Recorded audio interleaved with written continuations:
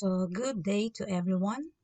Our lesson for today is all about module number 6, which is entitled The Carbon Compounds. And the most essential learning competency is to recognize the general classes and uses of organic compounds. Expectations are the following. Number 1. Differentiate molecular, empirical, and structure formula, either expanded and condensed. Number 2, differentiate alkanes, alkenes, and alkynes based on the presence of bonds and their physical properties. Number 3, name different structures of hydrocarbons, alkanes, alkenes, alkynes, alcohol, aldehydes, ester, carboxylic acid, ether, amine, amide, and many more. And number 4 is to identify different functional groups and their uses of organic compounds. And this module is anchored on the division made module from ST o Caloocan. So let's start this lesson with a recap of what we had last week. And it's all about the carbon element. As we all know, carbon is an element with an atomic number of 6 and valence electrons of 4. It belongs to group number 4, period 2, and can make 4 stable covalent bonds. And carbon, in chemistry, the study of carbon is divided into two. It is either organic compound, which pertains to compounds that contain carbon, or it can be inorganic compound that or the compounds that do not contain carbon. And for today, we are going to have new lesson in chemistry, and it's all about different formula and structural formula that a carbon atom can form when bonded with other kind of element. So let's start with molecular formula. What is that? It indicates the totality of atoms present in a molecule like this. C2H6, C4H10, and C6H14. As you can see in this diagram, the atoms of carbon and hydrogen are seen. So the 2 here refers to the number of carbon, and 6 here pertains to the number of hydrogen. So in C2H6, it is clearly seen the number or the totality of atoms present in this compound, and so with C4H10 and C6H14. So meaning to say, when you say molecular formula, all the atoms involved in the compound are clearly seen. How about empirical formula? When we say empirical, it indicates the simplest form of different atoms present in a compound. Example, CH3, C2H5, and C3H7. So these examples are just the simplest form of the compound. So meaning to say, it has been simplified. So let us elaborate further what do we mean by empirical formula. So as I said a while ago, it is the simplest form. But before proceeding to empirical formula, take note of the following. When the range of the atoms in the molecular formula cannot be simplified anymore, it will be the same as the empirical formula. For example, CH4 and CH4. So CH4 is the simplest form already, so it cannot be simplified anymore. So meaning to say, CH4 is the molecular formula, and it is also the empirical formula because it cannot be simplified anymore. Also with C3H8 and C3H8 again, because the empirical and molecular formula of C3H8 are the same. C5H12 is also one of the example of this statement. C5, C5H12 is already the simplest form, so that means that the molecular and empirical formula is the same. Additional information is that there are several compounds with the same empirical formula such as C2H4, C3H6, C4H8, and they are all CH2. So let us extend our knowledge on empirical formula further by answering these exercises. So all we have to do is to write down the empirical formula of the following compound by following the steps that I will tell you. For example, we have C4H10. So we have to write down the empirical formula of the C4H10. Take note that C4H10 is the molecular formula here. So what is the first thing to do? Number one is to write down the number of atoms of the following element involved in the compound. So we have two elements here, carbon as C and hydrogen as H. So there are 4 atoms of carbon and there are 10 atoms of hydrogen here. Because when I say C4, the subscript 4 refers to the number of carbon and the subscript 10 refers to the number of hydrogen. So we have 4 and 10 as the number of atoms present in C4H10. Step number 2 is to jot down the prime factors of 4 and 10 or the multiples of 4 and 10. The two numbers that if multiply will equal to 4 and will equal to 10 and that number should be prime number. So for number 4 we have 2 and 2 as the prime factors of 4. So 2 times 2 is equals to 4. And for 10, we have 2 and 5 as the prime factors of 10. 2 times 5 is equals to 10. So, after writing down the factors for our subscript, it is now the moment for you to find the GCF or the greatest common factor. Do you still remember in your elementary days we have studied about the greatest common factor or the GCF? So, how are you going to find the GCF? Just look at the multiples of 4 and 10. 2 and 2 and then 2 and 5. So, what do you think is the common number for 4 and 10? As we can see here, the common number is number 2. So that common number is what we call the common factor.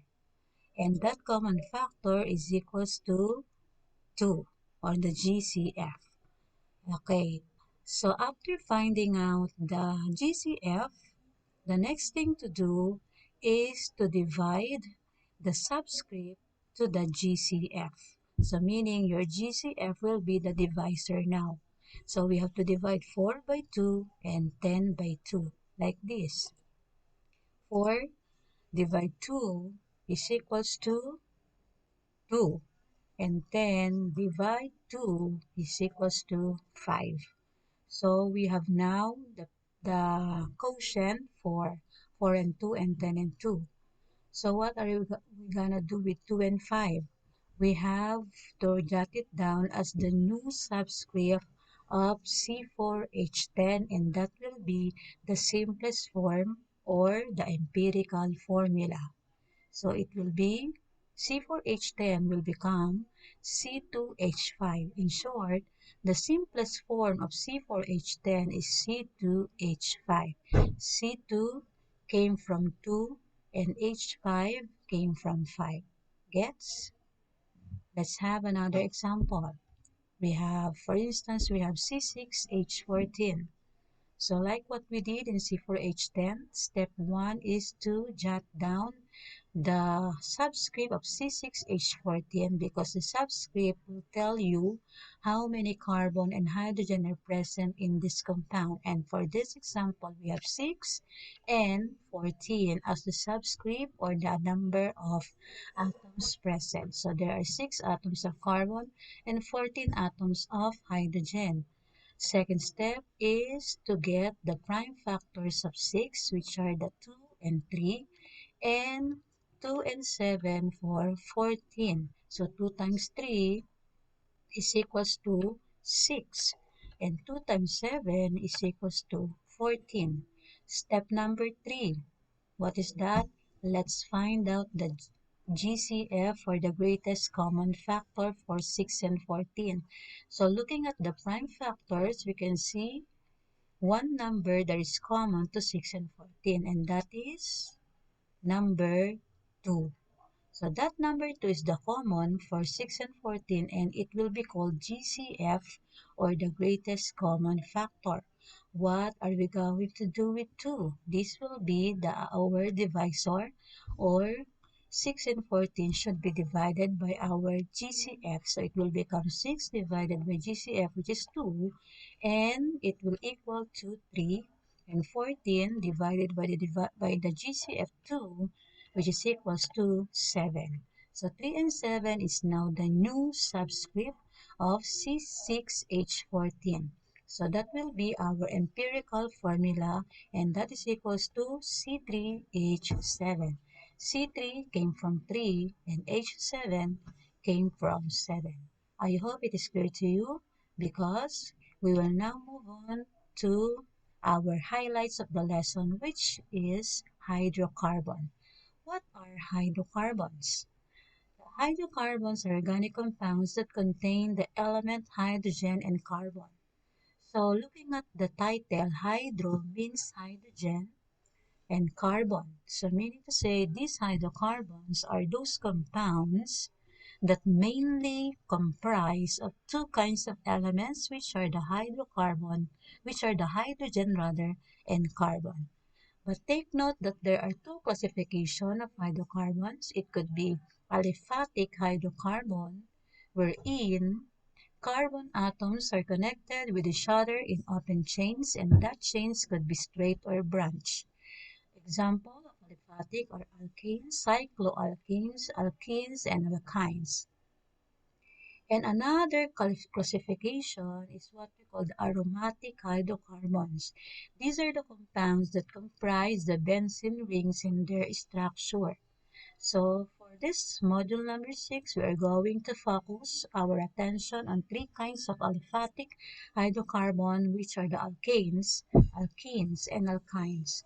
So we will skip cycloalkanes because cycloalkanes will be studied in your grade 10. So for this lesson, three kinds of aliphatic, the alkanes and alkenes and alkynes. So let's move on to that.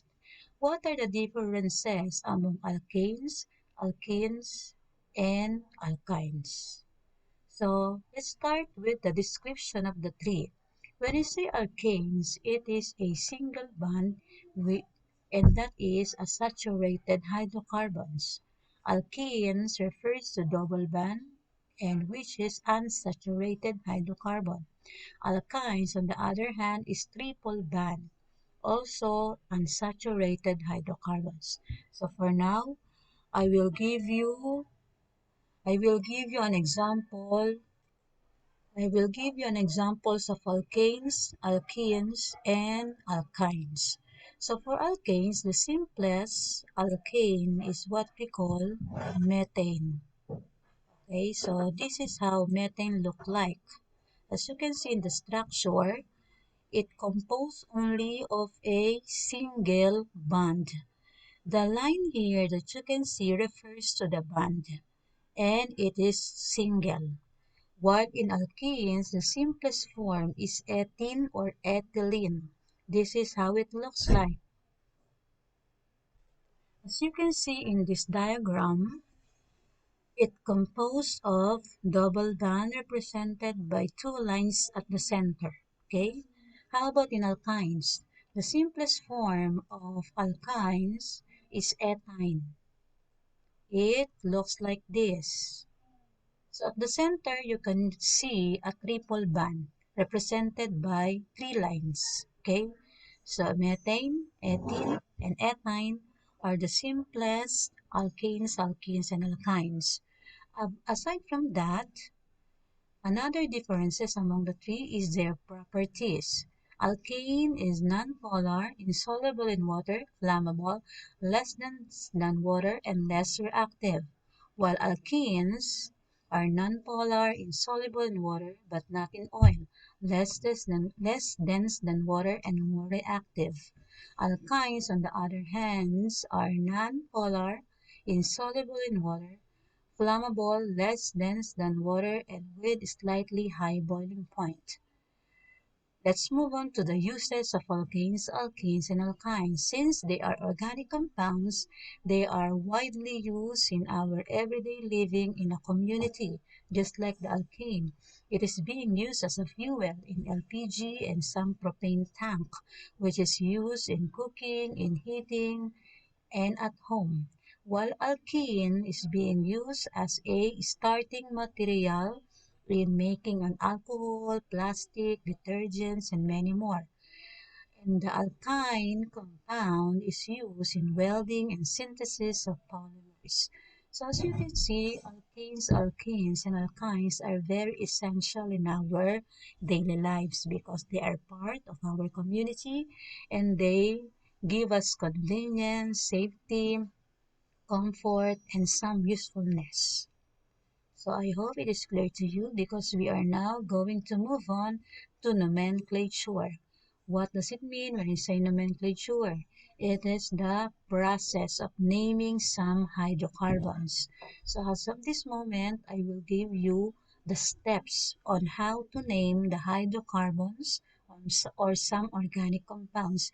We have three steps to follow. Number one, is to count the number of carbon present. Since we are talking about organic compound here, so meaning to say carbon is always there.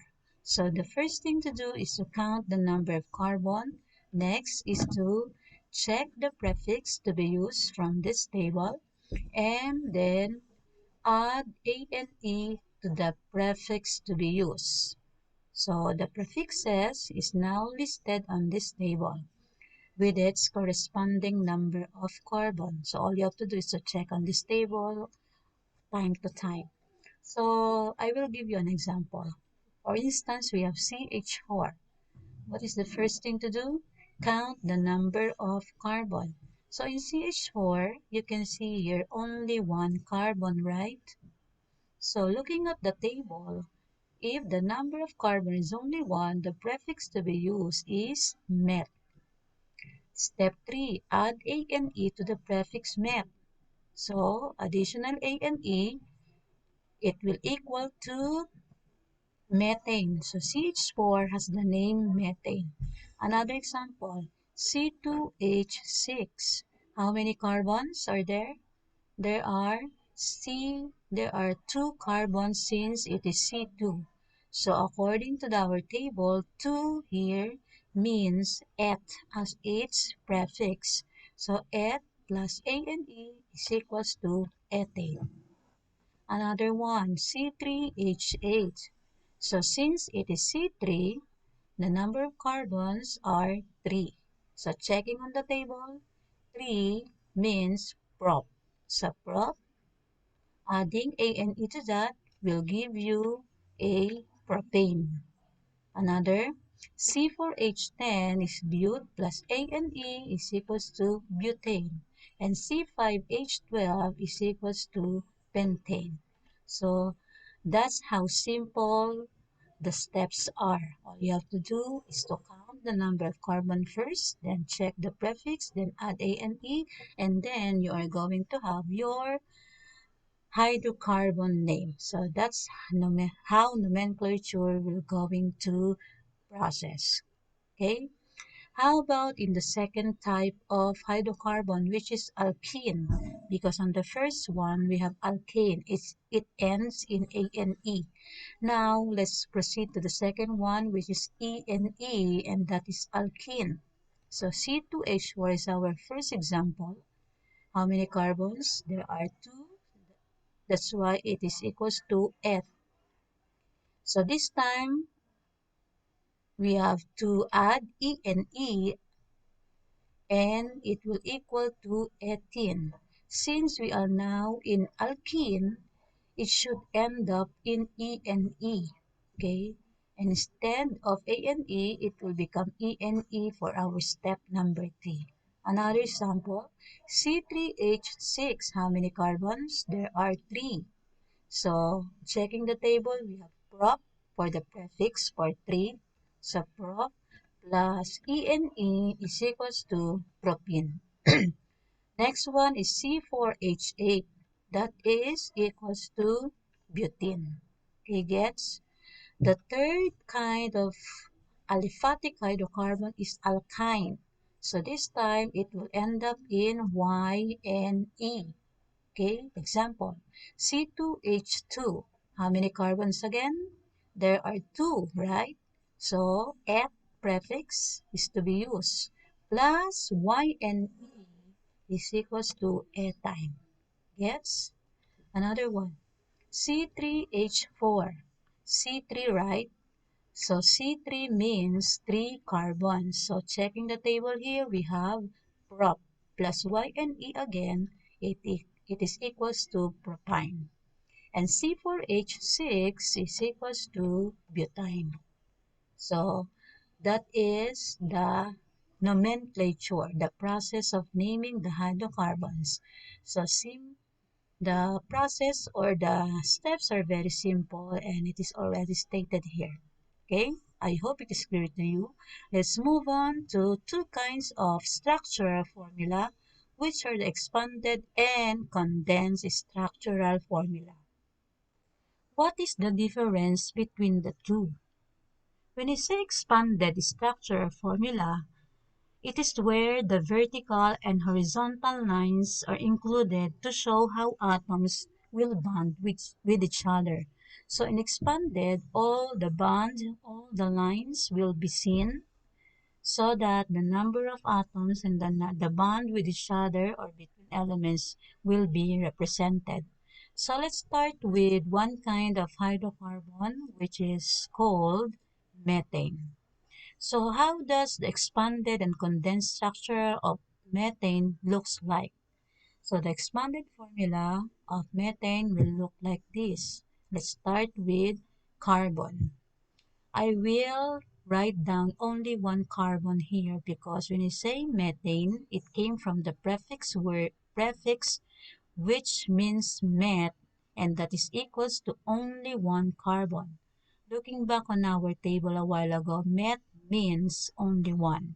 So one carbon, and you are going to draw the bond around carbon. So as you can see, there are four lines here. The line represent bond.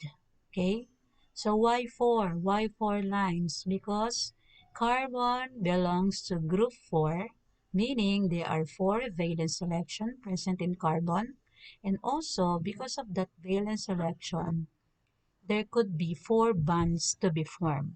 Okay, so that's how special the carbon is. Because of its 4 bonds, it can form many kinds of organic compounds and it can bond with many other elements in the periodic table.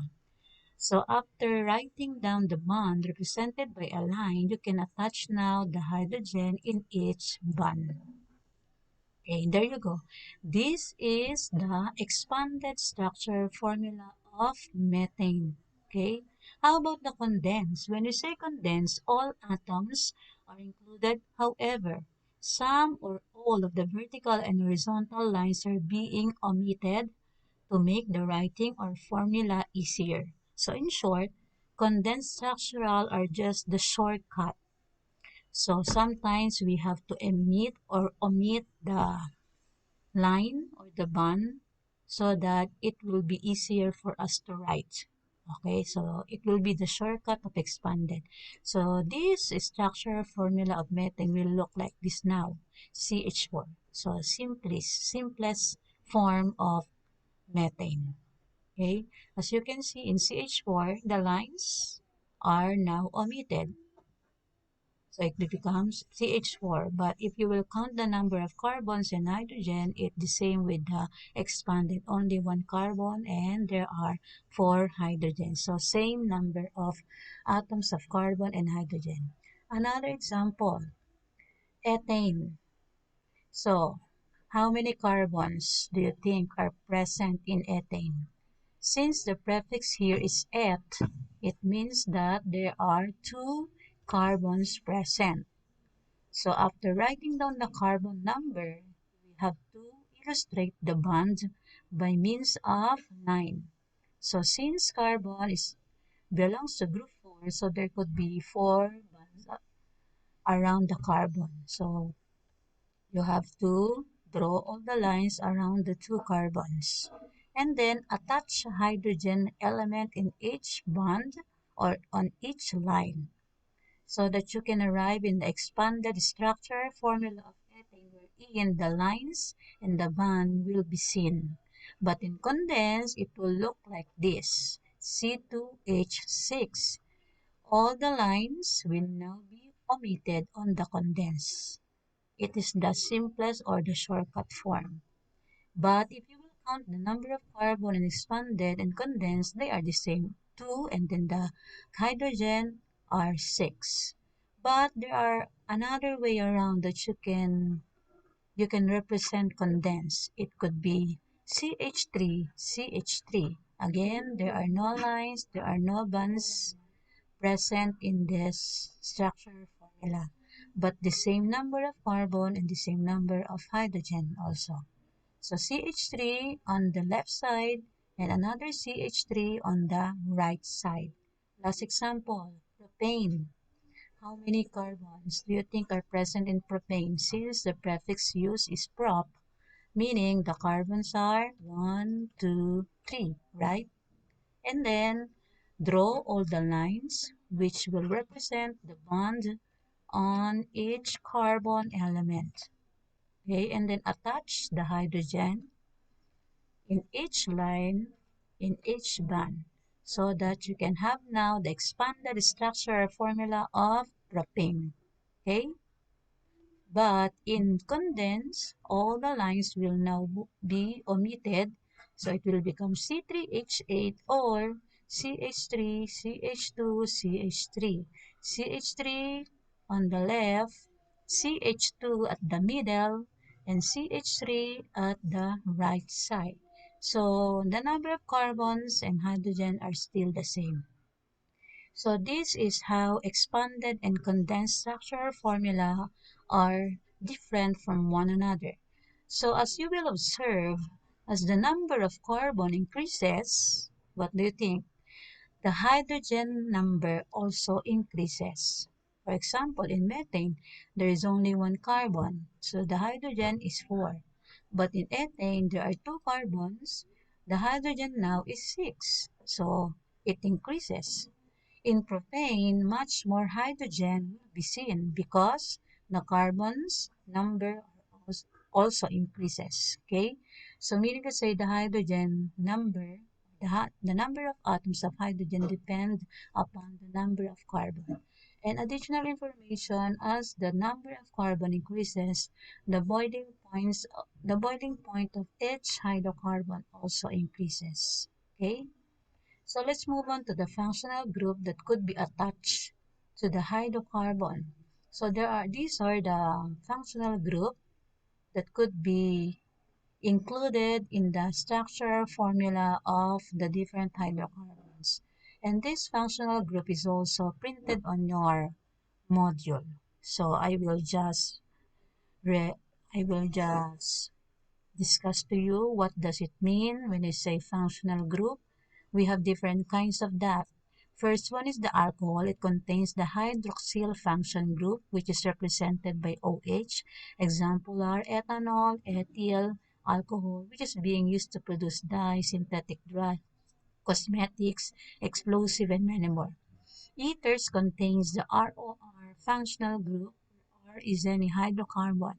Dimethyl ether is used in the chemical industry, an aerosol propellant, and considered as a clean fuel. The aldehyde contains the carbonyl group CO. In an aldehyde, at least one hydrogen atom is attached to the carbonyl group, and this is the functional group of the aldehyde. Formalin or the formaldehyde, which contains 35 to 40% formaldehyde, is used as a preservative in human cadavers and embalming fluids. Ketone contains the carbonyl group CO. In a ketone, the carbonyl group is attached to 2 hydrocarbons. So this is the functional group of ketone. Acetone is one of the examples of ketone, which is the simplest form. It is lesser active than aldehyde, and it is used as an organic solvent and a nail polish remover. Carboxylic acid contains carbonyl group that is attached to second oxygen by single bond, and the second oxygen also bonds to hydrogen atom. So this is the functional group. Acetic acid or vinegar is an example of that, and it is being used in the kitchen that contains 5% acetic acid. It is widely used in cooking, in some food, and many more. Esters contains carbonyl group that is attached to second oxygen by single bond, and the second oxygen also bonds to carbon atom. So this is the functional group. Methyl propanoate is an ester which is being used for the manufacturing of perfume and flavoring agents because of its sweet smell. Amines are molecules that contain carbon-nitrogen bonds like this. Methylamine is used as an intermediate in production of agricultural chemicals. And amides are molecules that contain nitrogen atom that is connected to a carbon atom of the carbonyl group. Molten acetamide is frequently used as solvent in chemical synthesis. I hope module number 6 is clear to you because as of this moment, let's move on to our next module, which is module number 7 and entitled Emolment with Amadeo.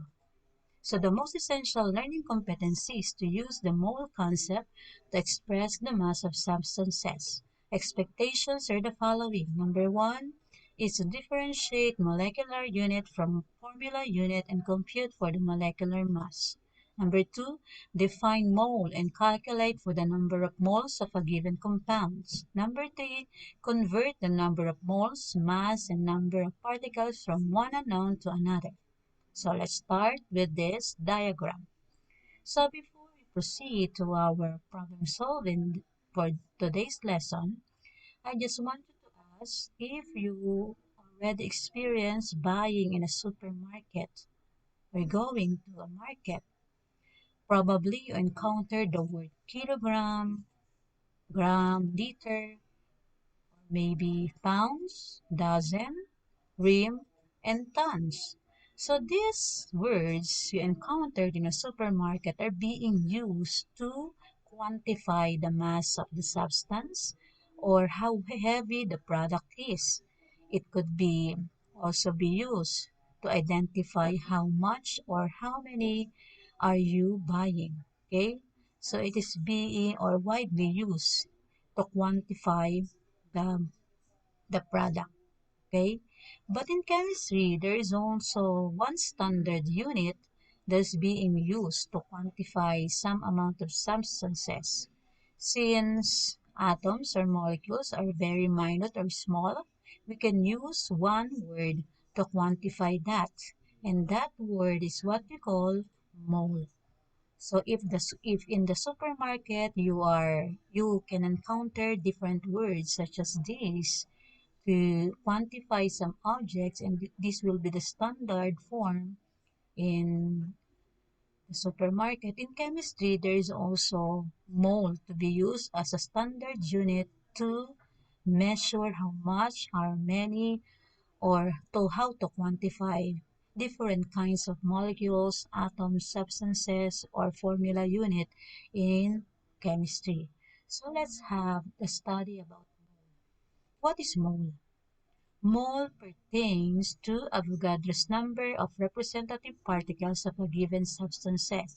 When I say Avogadro's number, it is equals to 6.02 times 10 raised to 23 in honor of Amedeo Avogadro di Quarenga. Okay? So the representative particles are the particles which present the species in a substance, and that could be atoms, molecule, or formula units such as ions. Okay, I will give you an example. For instance, we have atomic nitrogen. The representative particle present in atomic nitrogen is atom, which is represented by N. And how many particles are present in atomic nitrogen? 6.02 times 10 raised to 23. In nitrogen gas, the representative particle present is a molecule, which is represented by N2. How many particles or molecules are there? 6.02 times 10 raised to 23. In water, the representative particle is a molecule. H2O is the equivalent formula for that. How many molecules are there? There are 6.02 times 10 raised to 23. In calcium ion, as you notice, the particle present is an ion, which is represented by Ca with a positive 2 charge. How many ions are there? 6.02 times 10 raised to 23. In calcium fluoride, the representative particle is a formula unit which represented by CaF2. How many formula units are there? 6.02 times 10 raised to 23. So as you notice, any representative particle, either atom, molecule, ion, or formula unit, there is only one Avogadro's number being used, and that is equal to 6.02 raised to 23. Okay, so let's move on. Let's expand our knowledge again. In formula mass and molecular mass, what is the difference between the two? When I say formula mass, it is defined as the sum of atomic masses of the ions present in the formula unit of an ionic compound, while molecular mass is defined as the sum of the atomic masses of the atoms in a molecule of a covalent compound. So formula mass and molecular mass have the same unit, which is atomic mass unit or AMU. Okay? So what is the difference between formula mass and molecular mass? As you can see in the definition, formula mass is being used if the compound is ionic, and molecular mass is being used if the compound is a covalent. But do you still remember the difference between ionic and covalent? When I say ionic, it is the bond that happens between metal and non-metal.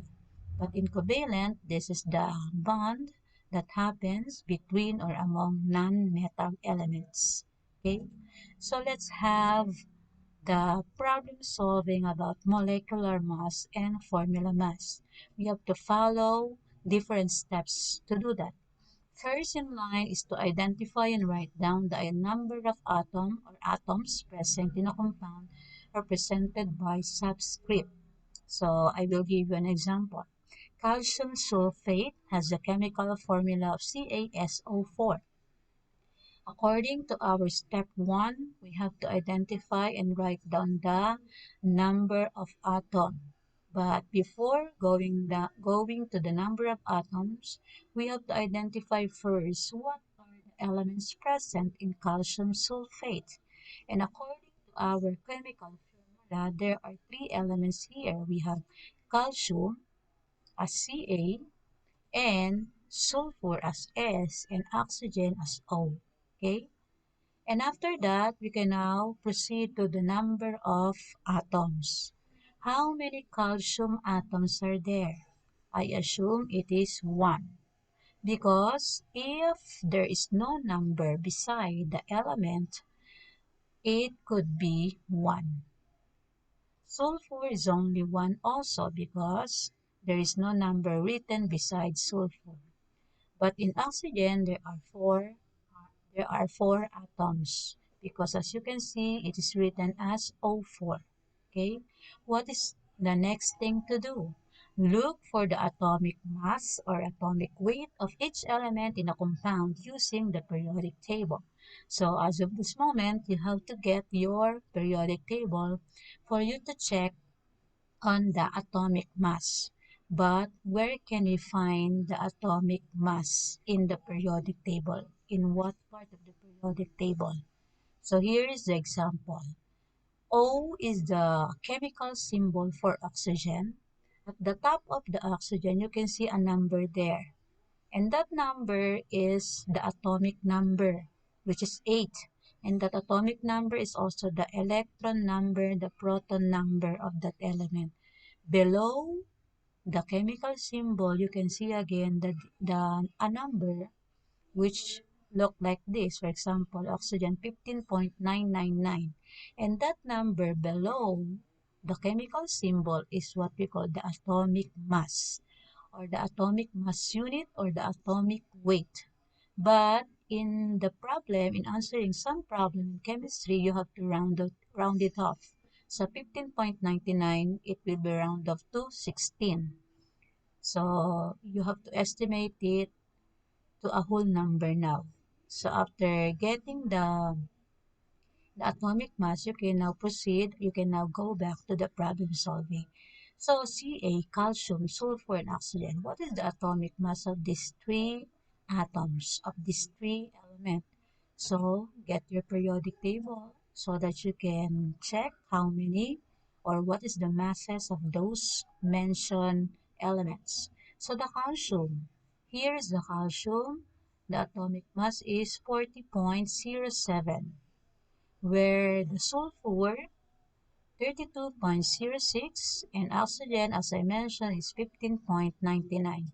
So write it down on your problem solving.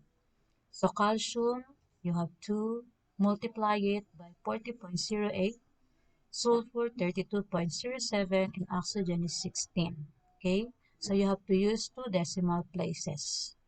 So according to our step number 3, multiply the atomic mass of each element by the number of atoms. So 1 times 0.08, 1 times 32.07, and 4 times 16. So 1 times 40.08 is equals to 40.08 atomic mass unit or AMU. While sulfur 1 times 32.07 is equals to 32.07 atomic mass unit or AMU. And oxygen 4 times 16 is equals to 64 atomic mass unit or AMU. And then you are going to proceed to our step 4. Compute for the molecular or formula mass by adding all the products or atomic masses. So in calcium sulfate, it is a formula mass. How did we know that it is formula mass? Take note of this. If the compound is ionic, that we are going to use formula mass. If the compound is covalent, that is molecular mass. In case of calcium sulfate, it is an ionic compound.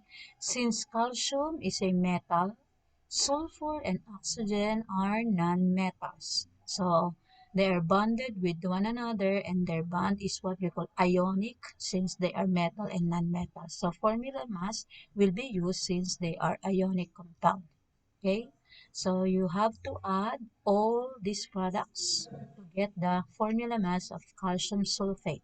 So 40.08 plus 32.07 plus 64 is equals to 135.15 atomic mass unit or AMU.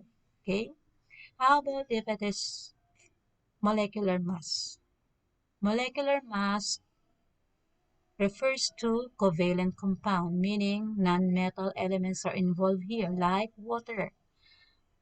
Hydrogen and oxygen are both non-metals. Okay, so they are what we call molecular mass or covalent compound. So step 1 again.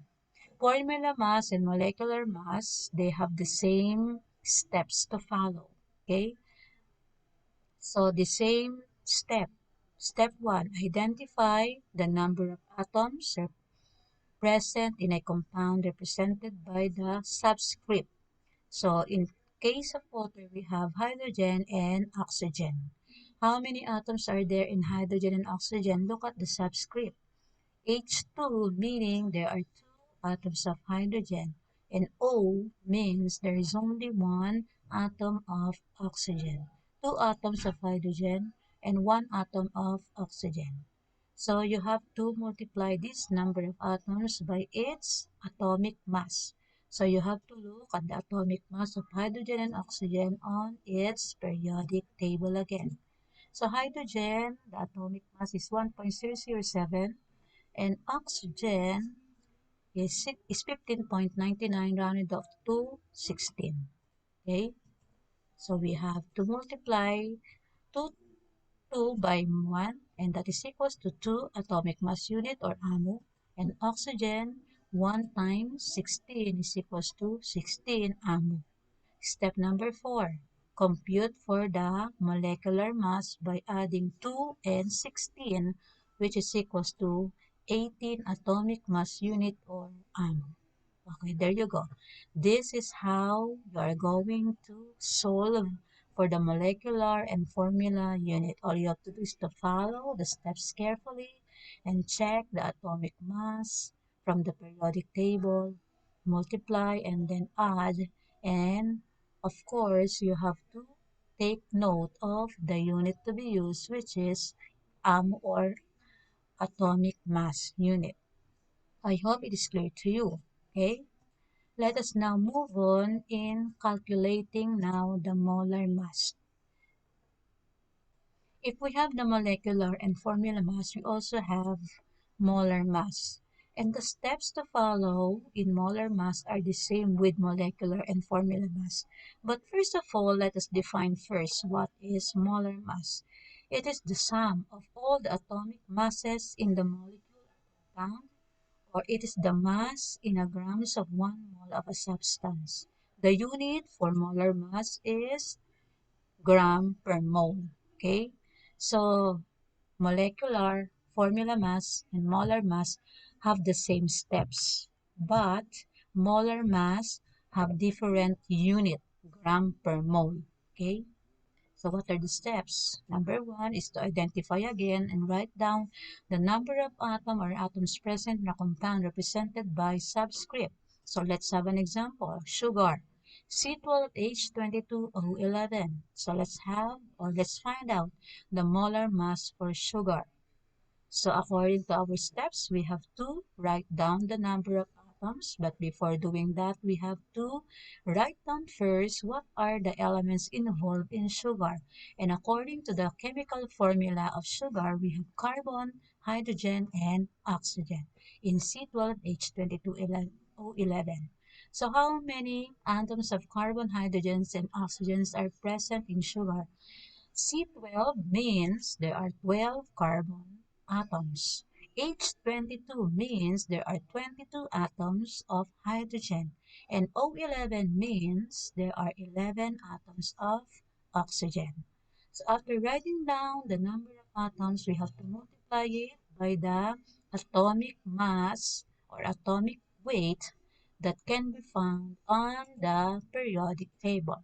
So carbon here has the atomic mass of 12.01, oxygen 15.99, and hydrogen 1.007. So let's apply that to our problem solving.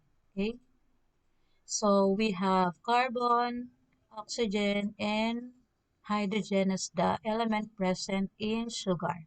So multiplying 12, 1, and 16 by the number of atoms will give us the following result. 12 multiplied by 12.01 is equals to 144.12. 22 times 1 is equals to 22. And 11 times 16 is equals to 176. After multiplying the atoms by its atomic mass, we have to get now the molar mass by how? Of course, by adding all the atomic masses here. 144.12 plus 22 plus 176 will give you a result of 342.12 gram per mole. So the unit now is not AMU or atomic mass unit, but instead it is gram per mole. Another one, salt. Salt has a chemical formula of NaCl. What are the elements involved? We have sodium as Na and chlorine as Cl. So following this step, we have to write down the atom for sodium, which is only 1, and chlorine, which is also 1. Why 1? Because there is no subscript written beside sodium and chlorine, so we can assume that it is 1, or it is automatically 1 when there is no subscript written. After writing down the subscript or number of atoms, we have to multiply it by its number of atomic or atomic mass or atomic weight using our periodic table. So sodium, where is the sodium? We have 22.98, and then we have the chlorine as 35.45. Okay, so we have to use the different atomic masses from the periodic table. So 22.99 for sodium multiplied by the atomic number, by atomic mass rather, which is 1, is equals to 22.99. And chlorine, we have 35.45 multiplied by the number of atoms, which is 1 only, equals to 35.45. So the products are the following, and we have to sum 20 to get the sum of 22.99 and 35.45, and that is equals to 58.44 gram per mole. Okay, so this is the way for you to find out, for you to calculate the molar mass of the given compound. So as easy as that, all you have to do is to follow the steps again carefully, and then take note of the unit to be used, and also check from the periodic table what are the atomic masses of the elements involved in your computation. Okay, so please take note of the following information. Mole is the quantity of a substance that has a weight measured in grams that is numerically equal to the molecular weight of the substance. It is the standard unit used to measure the particles in the substance. Another information, for example, we have dozen of eggs. Of course, if it's dozen, there are 12 pieces of eggs. When you say dozen of tuna, there are 12 pieces of tuna. In in reality, this is the standard that we can see when we go to a supermarket. But in chemistry, when you say mole of eggs, it is equals to 6.02 times 10 raised to 23 eggs. Mole of tuna is equals to 6.02 times 10 raised to 23 tuna. So this is just an analogy or a comparison between the standard that we are using in the supermarket and the standard that we are using based on chemistry subject. So dozen of eggs and then mole of eggs in chemistry. So mole is the standard unit used in studying chemistry. Okay. Another example. A mole of sugar has 6.02 raised to 23 particles of sugar, and a mole of salt has also 6.02 raised to 23 particles of salt. So as you can see, even if the substances are different, sugar and salt, they have the same number of particles, which is equal to the Avogadro's number, which is 6.02 raised to 23. And for that, I have some question. If the mass of the particle is the same for every 1 mole of any substance, it, is the mass of the substance also the same for every 1 mole? So to find out the answer for that question, we have to move on to another problem solving, and that is the conversion from mass to mole and mole to mass. So we have 3 steps to follow. One is to identify the given and the unknown quantity. Number 2 is to write down the desired conversion factor, mole to mass or mass to mole. And last one is to perform the operation to be used. So the conversion factors are the following. So you can choose from here what is the best to be used in for you to be able to convert mass to mole or mole to mass. If you are looking for the mole, you can use mass times divided by molar mass, or particles divided by 6.02 raised to 23 particles. But if you are looking for the mass, you will use the second formula, which is molar or mole multiplied by molar mass. If you are looking for the particles, you will use this formula, mole times 6.02 raised to 23. Okay? So sample. I will give you an example in doing this. So for example, the given are molar mass, which is equals to 58.44 gram per mole, and the mass of salt is equals to 5 grams. So we are looking for the number of mole. Okay? So looking from the conversion factor, there could be 2 formula that you can use, either 1 or 4. Mass divided by molar mass will give us the mole value. or particle divided by 6.02 will also give us the mole value, but it depends upon the given. So, because mass is the given here, not the particles, we are going to use the first formula. Mass divided by molar mass. Okay? Okay. So, let's apply that. Our mass is equals to 5 grams here, and our molar mass is equals to 58.44 grams per mole. So, we have to divide 5 by 58.44. And for that, we are going to get the value of 0.086. What is the unit? It became mole only. Why?